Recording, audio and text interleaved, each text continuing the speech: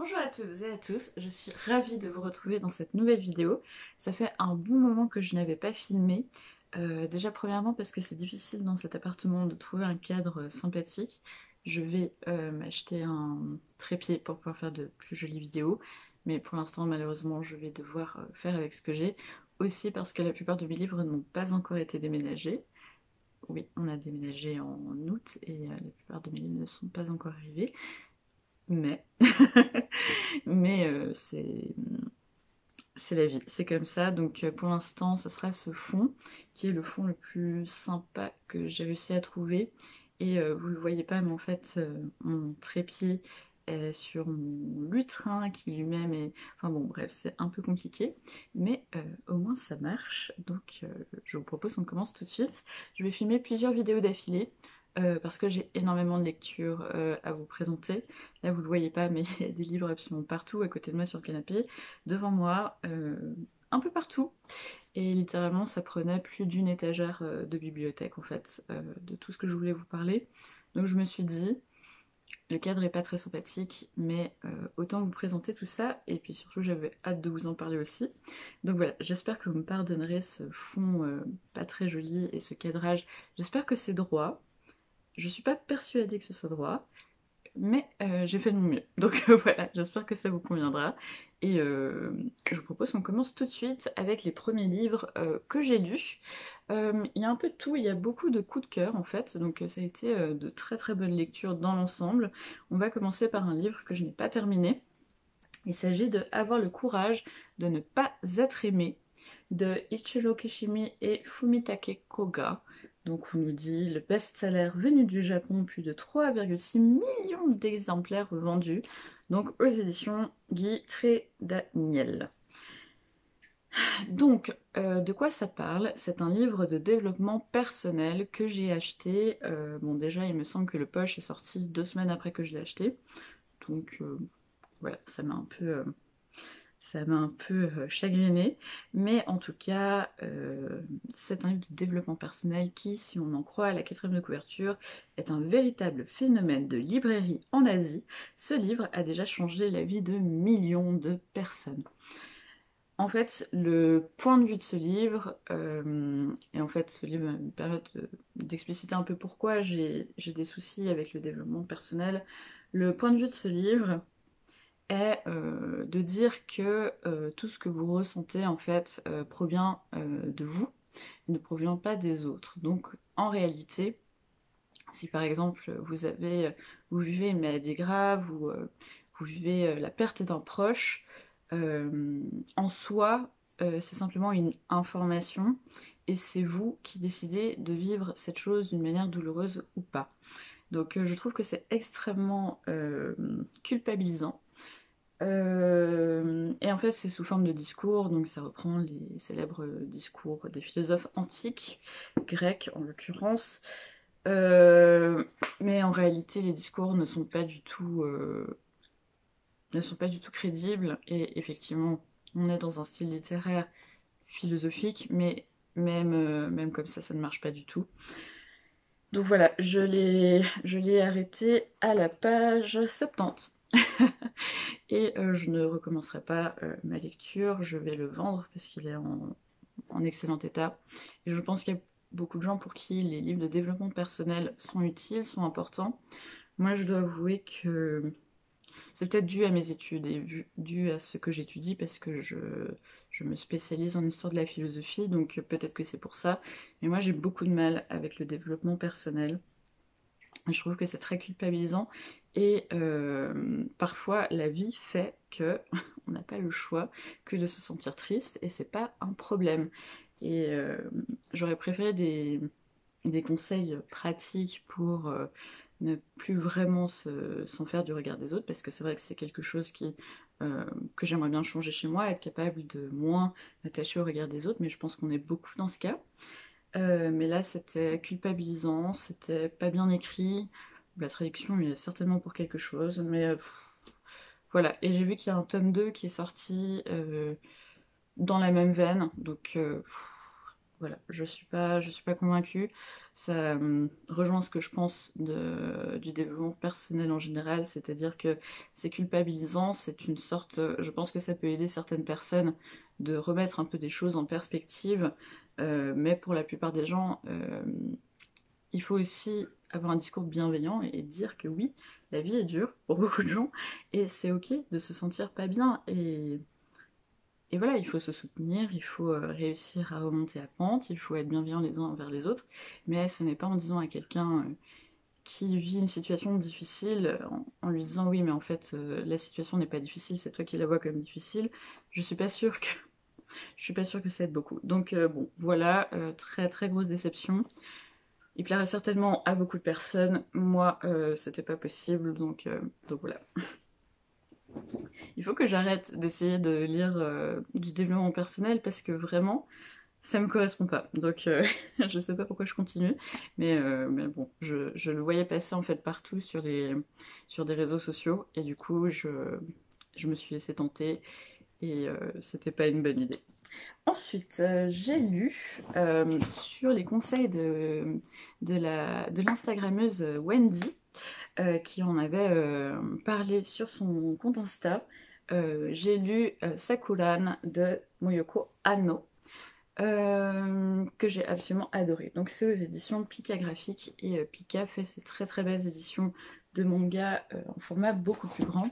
Je vous montre un manga, on va dire traditionnel. Et ça valait clairement le coup parce que ce livre est absolument magnifique, comme vous pouvez le voir. C'est un très très bel objet livre. C'est un objet livre qui est assez gros. Vous voyez, les traits sont absolument magnifiques. C'est ce que j'ai préféré en fait. C'est vraiment les traits à la main absolument magnifiques. Il y a des pages colorisées. Et du coup, Pika a publié aussi Colette de la même artiste, donc Moyoko Anno, sachant que c'est elle qui a notamment fait les mangas Chocolat et Vanilla, mais qui a aussi beaucoup œuvré dans le monde de la mode, qui a fait beaucoup de choses en fait très diversifiées. Et moi, j'ai très envie de découvrir Colette, qui est son autre one-shot en fait dans une très très belle édition, on va dire, patrimoniale. Et Colette parle d'une prostituée au 19e siècle à Paris. Et Sakuran parle d'une geisha à l'ère Edo. Donc peut-être que vous connaissez le nom Sakuran parce que vous avez vu le film, je crois qu'il est sorti en 2005, donc du même nom, Sakuran. Et c'est globalement la même histoire. Donc moi c'était un film que j'avais beaucoup aimé parce que esthétiquement il était très très beau. Et j'ai retrouvé en fait cette recherche esthétique dans le manga qui est juste magnifique. Donc de quoi ça parle? On parle de Kiyoha, qui est une jeune fille qui va être vendue dans une maison de geisha. Et on va suivre son parcours, on va suivre la manière dont elle va essayer de se faire une place dans ce monde qui est cruel et qui a ses propres règles, et honnêtement c'était magnifique. Donc je vous le conseille très fortement, que ce soit si vous aimez ce genre d'histoire, si vous aimez la période Edo, mais aussi si vous voulez découvrir un manga qui a une vraie patte en fait, qui n'a pas été fait sur l'ordinateur, et enfin maintenant disons que la plupart des mangas se ressemblent quand même très fortement, et là en fait je pense que vous voyez on a vraiment une très très très belle patte graphique, un style qui est vraiment propre à Moyoko Anno, et j'ai été complètement happée. En fait je ne l'ai pas lâché, et je suis persuadée que vous y arriverez pas non plus quand vous le débuterez parce que c'était vraiment génial. Donc voilà, n'hésitez vraiment pas, c'est un gros coup de cœur et j'ai hâte de lire Colette. Il coûte 20 €, donc c'est un peu plus cher quand même qu'un manga classique, mais enfin, vous avez beaucoup de lecture. Enfin moi je l'ai lu en 2-3 heures, enfin je l'ai pas fini en 1 heure, donc voilà. Mais c'est une des raisons pour lesquelles je n'ai pas encore lu Colette, mais je compte me l'offrir très prochainement. Donc très très gros coup de cœur, et merci beaucoup à Wendy si tu regardes cette vidéo parce que vraiment j'ai tout aimé. donc voilà. Ensuite j'ai lu les 2 premiers tomes et le 3e m'attend parce que c'est mon anniversaire dans quelques jours, et du coup je me suis offert le 3e tome qui m'attend pour mon anniversaire. Donc j'ai lu les 2 premiers tome de The Summer Hikaru Died, donc de Momomoku Mokuren, aux éditions Pika. Donc les couvertures sont comme ça, et je ne sais pas vraiment comment vous en parler sans vous spoiler. Ce que je peux déjà vous dire pour les personnes que ça intéresse, parce que moi je ne savais pas quand j'ai lu les deux premiers tomes, et en fait à la fin du deuxième j'étais un peu là, est-ce que ce serait pas un yaoi horrifique? C'est un yaoi horrifique, donc voilà, les choses sont dites.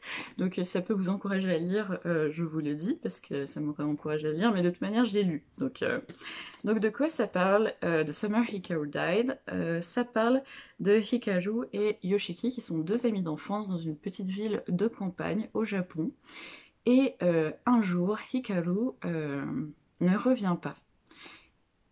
Et quelques jours plus tard, il va revenir, mais il a changé. Et on va parler en fait de ce changement. Donc c'est de l'horreur, clairement, donc voilà, il faut s'y attendre. J'aime beaucoup le trait du mangaka, c'est très très joli. Vous voyez, là aussi, c'est beaucoup de traits faits à la main. Vous voyez, c'est vraiment très très sympa. Les personnages sont très intéressants parce qu'ils sont pas tout blancs ou tout noirs. On parle beaucoup du deuil à faire, du rapport, des rapports d'amitié, de un peu de cette ambiance de petit village perdu au fin fond de la forêt, qui a un peu ses propres règles. C'est vraiment très très intéressant. Moi personnellement j'ai adoré. J'ai hâte de lire le tome 3 et c'est vraiment assez horrifique. Moi il y a des moments où j'étais vraiment pas du tout à l'aise et c'est un peu ce genre horrifique très subtil en fait, où petit à petit vous tombez dans quelque chose où vous êtes extrêmement mal à l'aise, qui frôle un peu avec une sorte de thriller psychologique vraiment intéressant, que j'aime énormément, et surtout on ne tombe pas dans le roman, on va dire, policier ou une enquête classique, qui moi me dérange, parce que je n'aime pas spécialement ça.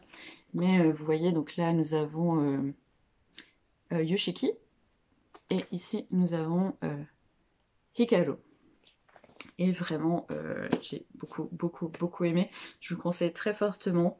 Mais bon, voilà, pour personne avertie, parce que c'est quand même, selon moi, horrifique. Et ça peut ne pas plaire à tout le monde. Et en tout cas, je le conseille à un public averti, on va dire.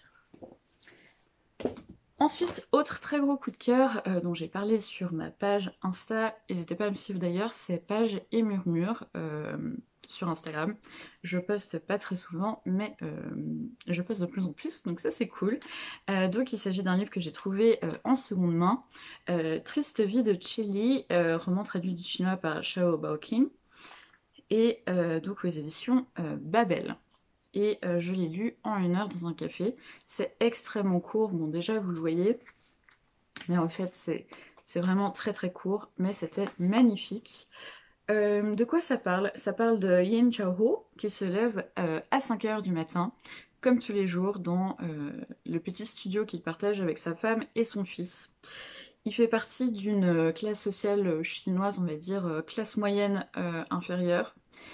Et en fait, on va suivre sa vie, qui n'est pas une vie de misère à proprement parler, mais vraiment une vie faite de frustration, de sentiments que la vie aurait pu être mieux, mais que sa situation sociale a fait qu'il n'a pas pu faire mieux. On parle notamment de sa relation avec sa femme, comme quoi c'est pas quelqu'un qui n'aime pas, c'est quelqu'un qu'il aurait pu aimer, mais les difficultés de la vie ont fait que elle et lui se sont tous les deux aigris d'une manière différente et qu'aujourd'hui ils n'arrivent plus à s'entendre.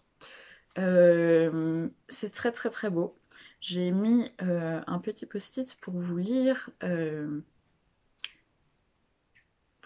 phrase. Donc on a le couple en fait qui souhaite s'endormir. Ils ont eu des problèmes financiers. Et donc ça commence par Yin éteignit la lampe de chevet et profita de l'obscurité pour essuyer une larme. Puis, serrant les mains de sa femme, il tentait de la consoler. Allez, dors, on trouvera une solution de toute façon. C'est promis, je ferai tout pour que tu aies ton repas occidental, pas plus tard que dimanche. Mais il n'osa pas énoncer sa promesse à haute voix, craignant de ne pouvoir la tenir. Il n'était pas entièrement maître de sa vie, mais il ferait de son mieux. Je trouve ça très très beau, c'est vraiment très beau, ça parle vraiment de cette classe sociale qui est souvent un peu oubliée. Euh, Chili a vraiment une écriture magnifique. Dans un prochain point lecture, je vais vous parler d'un autre de ses ouvrages que j'ai absolument dévoré. Elle se concentre, j'ai l'impression, principalement sur cette classe sociale en Chine. Et c'est magnifique, c'est poétique, en même temps c'est très terre à terre, c'est minimaliste, tout en étant extrêmement fort émotionnellement. Donc voilà, je ne peux que vous le conseiller, c'est vraiment magnifique, surtout si vous voulez découvrir la littérature chinoise, ça peut être une excellente porte d'entrée, c'est très court, mais extrêmement poignant. Donc voilà, si vous avez déjà lu Chili, n'hésitez pas à me le dire en commentaire, parce que je dois vous avouer que j'ai très très envie de découvrir davantage de cette autrice, et si vous connaissez d'autres auteurs ou autrices chinois du même style, très volontiers, je prends toutes vos recommandations en commentaire. Ensuite, j'ai lu de Savion Lichtbrecht aux éditions Mercure de France, Un très jeune garçon d'honneur, roman traduit de l'hébreu par Léa Drouet. Donc ça aussi, je l'ai lu en 1 ou 2 heures et ça a été aussi une très très très belle découverte. De quoi ça parle? Ça parle de Misha qui a 9 ans et qui vit dans une communauté ultra-orthodoxe à Tel Aviv. Il y a environ, je pense dans les années 80, c'est pas précisément dit mais à mon avis c'est les années 80. Et il rencontre Adela, qui est une jeune fille de 18 ans, qui a un handicap et qu'on va marier plus ou moins de force à l'oncle de Misha, qui a passé 40 ans et qui a un très lourd handicap en fait. On ne nous dit jamais vraiment ce que c'est comme handicap, mais je soupçonne quand même qu'il a un retard mental. En tout cas, c'est un handicap à la fois physique et aussi mental qui fait qu'il ne parle presque pas.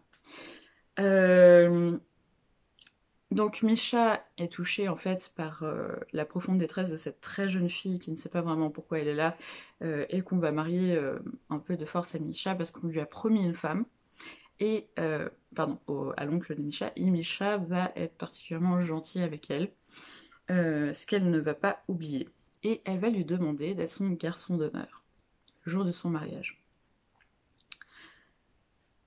Mais Misha va finir par partir aux États-Unis vers ses 15 ans. Et il rencontre Adela 20 ans plus tard. Et Adela a beaucoup changé. Elle est devenue une femme d'affaires extrêmement fructueuse, qui a beaucoup de moyens. Et il va tenter de recouper tous les événements qui se sont passés. Parce que vraiment, Adela était une sorte de servante, voire d'esclave de toute la famille de Misha. Et il va découvrir comment elle a fait pour s'en sortir. Et comment elle a fait aussi pour avoir un enfant avec un mari handicapé, polyhandicapé en fait. C'était très très bien, c'était une incursion très intéressante sur une famille ultra-orthodoxe à Tel Aviv. J'ai beaucoup aimé. C'est un roman qui nous fait nous interroger sur beaucoup de choses. Je ne peux pas plus vous en parler parce que je vais vous dévoiler toute l'histoire. Et comme vous voyez, c'est très court. J'ai beaucoup aimé la plume de Savion Liebrecht. Vraiment, tout de suite, on s'imprègne de l'histoire et on a envie de savoir la suite. Je vous conseille vraiment. C'est une sorte d'histoire d'amour, belle et en même temps extrêmement amère. Je vous le conseille, vraiment, ça soulève plein de questions très intéressantes. C'est un très beau livre, mais je mets quand même des trigger warnings, c'est pas à mettre entre toutes les mains. Et je vous conseille de lire quelques reviews si vous pensez qu'il y a des éléments qui pourraient vous choquer. Sachant que Misha rencontre Adela quand il a 9 ans. Évidemment, rien ne se passe et ce n'est même pas encore une histoire d'amour. Mais voilà, donc si c'est quelque chose qui peut vous gêner, je vous le dis. Mais moi j'ai trouvé que c'était très beau et c'était ça soulevait plein de questions intéressantes. Vraiment c'était passionnant, je vous le conseille. Ensuite, j'ai lu un autre coup de cœur que j'ai lu aussi dans la même journée. Je crois que j'ai lu ces deux-ci dans la même journée, si je me souviens bien. Donc j'ai lu Sue Kaufman, Journal d'une ménagère folle, avec 2 préfaces de Amandine D et Aude Picot aux éditions l'Imaginaire Gallimard. Donc il faut savoir que l'Imaginaire Gallimard, que j'adore, même si vraiment j'ai du mal avec les couvertures blanches cartonnées absolument plastifiées, je trouve qu'elles s'abîment extrêmement vite. Gallimard, en fait, l'imaginaire Gallimard a à sa tête une nouvelle éditrice dont le nom m'échappe malheureusement, qui en fait met un coup de projecteur sur les autrices oubliées qu'a Gallimard dans sa collection L'imaginaire Gallimard, parce qu'il faut savoir que les imaginaires Gallimard ont certains textes qui ne sont pas publiés autrement. Ils ont notamment republié Le Puits de solitude de Radcliffe Hall, un des premiers livres lesbiens écrits au XIXe siècle. Voilà, en ce moment, ils sont en train de rééditer René Vivien, dont je vais vous parler dans une prochaine vidéo, même dans plusieurs vidéos. Je vais vous faire une vidéo dédiée à René Vivien et je vais vous présenter, parce qu'il y a une sorte d'émulation autour de René Vivien, en fait, de tout son cercle, en fait, avec aussi Nathalie Clifford Barnett, qui a été une de ses amantes, mais qui est aussi une écrivaine de talent. Enfin bon, bref, c'est tout un cercle lesbien d'artistes, la plupart américaines, mais vivant à Paris au XIXe siècle, donc je vous en reparlerai. Mais du coup, ils ont aussi réédité Journal d'une ménagère folle, que j'avais tellement envie de lire que j'ai sauté dessus quand il est sorti. Littéralement, je l'ai acheté le jour de la sortie et je me languissais depuis des semaines pour l'avoir. Et j'ai lu le jour même. Donc, de quoi ça parle? L'ouvrage a été édité pour la première fois aux États-Unis en 1967. Donc on est dans les années 60 aux États-Unis. Bettina Munvis-Balzer est une femme au foyer de 36 ans qui est mère de 2 filles et qui décide un matin de tenir un journal pour tenter en fait d'y voir un peu clair dans sa vie. Pourquoi? En fait, ça fait des années qu'elle est dans une psychanalyse. On essaie de lui dire que tout ce qui ne va pas dans sa vie, elle est extrêmement mélancolique, elle prend des antidépresseurs et on essaie de lui dire que c'est de sa faute. C'est parce que elle n'arrive pas à être une bonne femme au foyer et du coup qu'en fait tout est de sa faute. Et en fait, à force de suivre sa vie, donc vraiment jour par jour presque, pendant 6 mois, elle va se rendre compte que ce n'est peut-être pas elle qui a un problème, mais c'est peut-être les hommes qui l'entourent, que ce soit son psychanalyste, son mari qui la trompe allègrement, et la société patriarcale dans son ensemble. Et c'est très très beau. C'est vraiment un livre féministe qui va dénoncer les violences symboliques faites aux femmes, et en particulier aux femmes au foyer. C'est aussi un livre très intéressant. Vous savez que j'aime beaucoup les romans réalistes sur la classe moyenne, voire les classes moyennes inférieures, parce que c'est un sujet qui me touche, et je trouve qu'on a vraiment une dénonciation des problèmes que subissent les femmes de cette classe-là aux États-Unis dans les années 60. Et on parle aussi évidemment de folie, avec de très très grosses guillemets, en tout cas de problèmes psychologiques en lien avec une dépression, ça c'est assez clair, et d'autres problèmes autres, et en fait du fait qu'on va nier ce genre de sentiment pour une femme, parce qu'évidemment c'est de sa faute. Donc voilà, c'est très intéressant. J'ai noté plein de passages à vous lire, je vais pas tous vous les lire, mais c'est vous dire à quel point j'ai aimé cet ouvrage. Si j'en prends un au hasard par exemple... Voilà, pour vous donner un exemple justement de ces violences, donc on est dans leur couple, Bettina est appelée Tina par son mari, et ils ont eu une grave dispute, et ils vont se coucher. Épuisée, je me suis débarrassée de mes vêtements. Elle ne viendra plus, ai-je murmuré. Je suis allée chercher mon pyjama dans le placard. Quand je suis revenue de la salle de bain, Jonathan avait encore le nez plongé dans Art News. Je lui ai dit bonne nuit et j'ai éteint ma lampe, si lasse que tous mes os me faisaient mal. À peine avais-je fermé les yeux que je l'ai entendu refermer le magazine et bâiller. Puis, une seconde plus tard, « Tina, que dirais-tu d'une petite partie de jambes en l'air » ? Non, ai-je répondu sans même me retourner. Pas ce soir, je suis fatiguée. Art News s'est écrasé sur le parquet dans un bruit de pages froissées. Et tu te demandes que je te demande d'aller consulter, bon sang, tu te rends compte que nous n'avons rien fait depuis 2 semaines? De quoi es-tu encore capable? Donc voilà, évidemment, si elle n'a pas de désir sexuel, c'est que forcément elle a un problème et qu'il faut aller consulter. Voilà, je vais pas épiloguer, mais je pense que vous avez compris, c'est vraiment très fort comme texte. Et voyons si je peux aussi vous lire... Ah oui, ça j'ai aussi envie de vous le lire, donc c'est par rapport à la question du divorce. D'accord, mais il s'agit de cette année, et si tu me permets, c'est encore moi qui tiens les cordons de la bourse. Il a remonté son pantalon et a serré le lien si vigoureusement qu'il a paru vouloir se couper en deux. Je te demande une chose très simple, je te demande d'acheter une nouvelle robe pour la réception de Charlotte Radi. Je l'exige, tu as compris? J'avais compris. J'avais compris qu'à moins de divorcer ou de forcer Jonathan à divorcer, je devais sauter quand il disait saute. Étant donné que le simple mot divorce déchaîne une tempête de questionnements, pourquoi, comment on en est arrivé là, que s'est-il passé, as-tu consulté, etc. Et puisque la seule idée, même à présent, d'avoir la pleine responsabilité des filles, de les faire vivre, je veux dire, et de gérer seule tous les problèmes quotidiens me donne le frisson, je savais que je sauterais. Et sauterais et ressautera encore, jusqu'à ce que, par quelque miracle, Jonathan arrête de m'ordonner de sauter. Je lui ai donc promis que j'irais acheter une robe dès le lendemain, et tandis qu'il s'enfermait dans la salle de bain, je repris D.H. Lawrence. Donc voilà, moi j'en ai des frissons rien que de vous le lire. Franchement, je suis très très très... C'est un énorme coup de cœur. Donc je vous encourage. Si vous aimez la littérature féministe, si vous aimez des récits sur la condition des femmes, vraiment pour moi c'est un incontournable.